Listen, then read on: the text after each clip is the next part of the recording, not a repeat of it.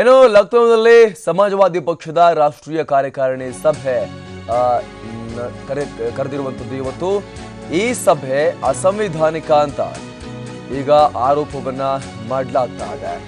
ಮುಲಾಯಂ ಸಿಂಗ್ ಯಾದವ್ ಸಭೆಯಲ್ಲಿ ಭಾಗವಹಿಸಿದ್ರೆ ಶಿಸ್ತು ಕ್ರಮವನ್ನ ಕೈಗೊಳ್ಳಲಾಗುತ್ತೆ ಅಂತ ಮುಲಾಯಂ ಸಿಂಗ್ ಯಾದವ್ ಎಚ್ಚರಿಕೆಯನ್ನ ಕೊಟ್ಟಿದ್ದಾರೆ.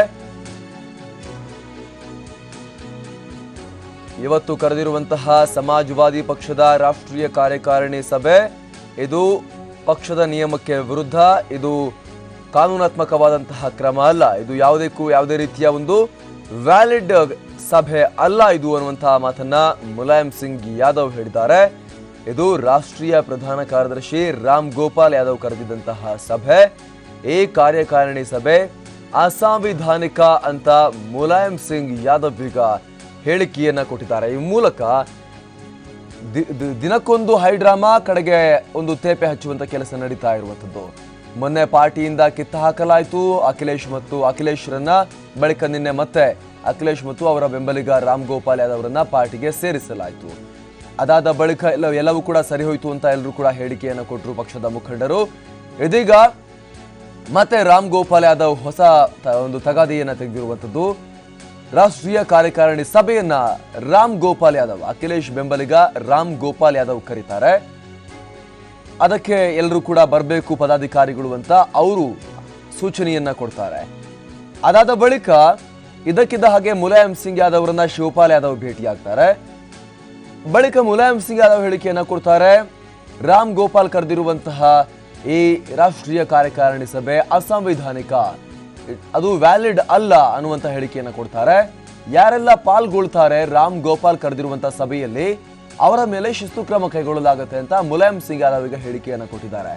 ಹಾಗಾಗಿ ಉತ್ತರ ಪ್ರದೇಶದಲ್ಲಿ ಎಸ್ಪಿಯಲ್ಲಿ ಹಾಗೂ ಮುಲಾಯಂ ಯಾದವ್ ಕುಟುಂಬದಲ್ಲಿ ಏನು ಆಗ್ತಾ ಇದೆ ಅನ್ನೋದು ಬಹುಶಃ ಆ ಫ್ಯಾಮಿಲಿ ಮೆಂಬರ್ಸ್ಗೂ ಗೊತ್ತಿಲ್ಲ, ಸರ್ಕಾರದಲ್ಲಿ ಇರೋರ್ಗೂ ಗೊತ್ತಿಲ್ಲ, ಉತ್ತರ ಪ್ರದೇಶದ ಜನತೆಗೂ ಗೊತ್ತಿಲ್ಲ ಅನ್ಸುತ್ತೆ. ಯಾಕಂದ್ರೆ ಪ್ರತಿ ಕ್ಷಣಕ್ಕೊಂದು ಡೆವಲಪ್ಮೆಂಟ್ ಆಗ್ತಾ ಇದೆ, ಅದಕ್ಕೆ ನಾಟಕೀಯ ಅಂತ್ಯ ಕೂಡ ಸಿಗ್ತಾ ಇದೆ. ಎಲ್ಲ ಮುಗಿತು ಅನ್ನೋಷ್ಟರಲ್ಲಿ ಮತ್ತೊಂದು ಹೈಡ್ರಾಮಾ ಕ್ರಿಯೇಟ್ ಆಗ್ತಾ ಇದೆ. ಮತ್ತಷ್ಟು ಮಾಹಿತಿಯನ್ನ ಕೊಡ್ತಾರೆ ನಮ್ಮ ಪ್ರತಿನಿಧಿ ನಾಗರಾಜ್ ದೀಕ್ಷಿತ್. ಏನ್ ನಡೀತಾ ಇದೆ ಹೋಗ್ಲಿ ಯುಪಿಯಲ್ಲಿ, ಎಸ್ಪೆಷಲಿ ಸಮಾಜವಾದಿ ಪಾರ್ಟಿ ಒಳಗೆ ದಿನಕ್ಕೊಂದು ಟ್ವಿಸ್ಟ್, ಆ ಟ್ವಿಸ್ಟ್ಗೆ ನಾಟಕೀಯ ಅಂತ್ಯ, ಮತ್ತೆ ಇನ್ನೊಂದು ಹೊಸದೇನಾರು ಅಂತ ಬರ್ತಾ ಇದ್ದಾರೆ. ಏನಾಗ್ತಾ ಇದೆ ಆಕ್ಚುಲಿ ನಾಗರಾಜ್ ದೀಕ್ಷಿತ್? ಒಂದು ರೀತಿಯಲ್ಲಿ ಹೇಳೋದಾದ್ರೆ ಅಮರ್ ಪ್ರಸಾದ್, ಇದು ಮುಲಾಯಂ ಸಿಂಗ್ ಯಾದವ್, ನೇತಾಜಿ ಅಂತ ಕರೆಯಲ್ಪಡ್ತಕ್ಕಂಥ ಮುಲಾಯಂ ಸಿಂಗ್ ಯಾದವ್ ಅವರ ಕೌಟುಂಬಿಕ ರಾಜಕಾರಣ ಅಂತ ಹೇಳಿದ್ರೆ ತಪ್ಪಾಗ್ಲಿಕ್ಕಿಲ್ಲ. ಇಲ್ಲಿ ಏನಾಗ್ತಾ ಇದೆ ಅಂದ್ರೆ ಕೌಟುಂಬಿಕ ಒಂದು ವ್ಯವಸ್ಥೆಯೊಳಗೆ ನಾನು ಮೇಲು ಅನ್ನುವಂತಹ ಒಂದು ಗುದ್ದಾಟ, ಮುಸುಕಿನ ಗುದ್ದಾಟ, ಶಿವಪಾಲ್ ಯಾದವ್ ಮತ್ತು ಅಖಿಲೇಶ್ ಯಾದವ್ ನಡುವಿನ ಒಂದು ಮುಸುಕಿನ ಗುದ್ದಾಟ ಇಡೀ ಸಮಾಜವಾದಿ ಪಾರ್ಟಿಯನ್ನೇ ಆಪೋಷಣ ತೆಗೆದುಕೊಳ್ಳುವಂತಹ ಮಟ್ಟಕ್ಕೆ ಬಂದು ನಿಂತಿದೆ ಅಂತ ಹೇಳಿದ್ರೆ ತಪ್ಪಾಗ್ಲಿಕ್ಕಿಲ್ಲ. ಕೆಲವೇ ದಿನಗಳ ಹಿಂದೆ ಅಖಿಲೇಶ್ ಯಾದವ್ ಮತ್ತೆ ರಾಮ್ ಗೋಪಾಲ್ ಯಾದವ್ ಅವರನ್ನ ಉಚ್ಚಾಟನೆ ಮಾಡಲಾಗಿತ್ತು. ಅದಕ್ಕೆ ಕಾರಣ ಏನು ಅಂತಂದ್ರೆ ಅವರ ಬೆಂಬಲಿಗರಿಗೆ ಟಿಕೆಟ್ ಕೊಡದೆ ನೇತಾಜಿ ಅವರು ಅಂದ್ರೆ ಮುಲಾಯಂ ಸಿಂಗ್ ಯಾದವ್ ಅವರು ಯುಪಿ ಎಲೆಕ್ಷನ್ಗೆ ಸುಮಾರು 300ಕ್ಕೂ ಹೆಚ್ಚು ಜನರ ಪಟ್ಟಿಯನ್ನ ಬಿಡುಗಡೆ ಮಾಡಿದ್ರು. ತನ್ನ ಬೆಂಬಲಿಗರಿಗೆ ಸೀಟ್ ಸಿಕ್ಕಿಲ್ಲ ಅನ್ನುವಂತಹ ಸಿಟ್ಟಿನಿಂದ ಅಖಿಲೇಶ್ ತಮ್ಮ ಬೆಂಬಲಿಗರ ಮತ್ತೊಂದು ಪಟ್ಟಿಯನ್ನ ಬಿಡುಗಡೆ ಮಾಡಿದ್ರು. ಇದು ಒಂದು ರೀತಿಯ ಪೈಪೋಟಿ ಪ್ರಾರಂಭ ಆಗಿತ್ತು. ಈ ಪೈಪೋಟಿಯ ಹಿನ್ನೆಲೆಯಲ್ಲಿ ಅಖಿಲೇಶ್ ಯಾದವ್ ಮತ್ತು ರಾಮ್ ಗೋಪಾಲ್ ಯಾದವ್ ಅವರನ್ನ ಉಚ್ಚಾಟನೆ ಮಾಡಲಾಗಿತ್ತು. ಉಚ್ಚಾಟನೆ ಮಾಡಿದ ಕೂಡಲೇ ಅವರು ಏನ್ ಮಾಡ್ತಾರೆ, ರಾಷ್ಟ್ರೀಯ ಕಾರ್ಯಕಾರಿಣಿ ಸಮಿತಿ ಸಭೆಯನ್ನ ಕರೀತಾರೆ, ಪಕ್ಷದ ರಾಷ್ಟ್ರೀಯ ಕಾರ್ಯಕಾರಿ ಸಮಿತಿ ಸಭೆಯನ್ನ ಕರೀತಾರೆ.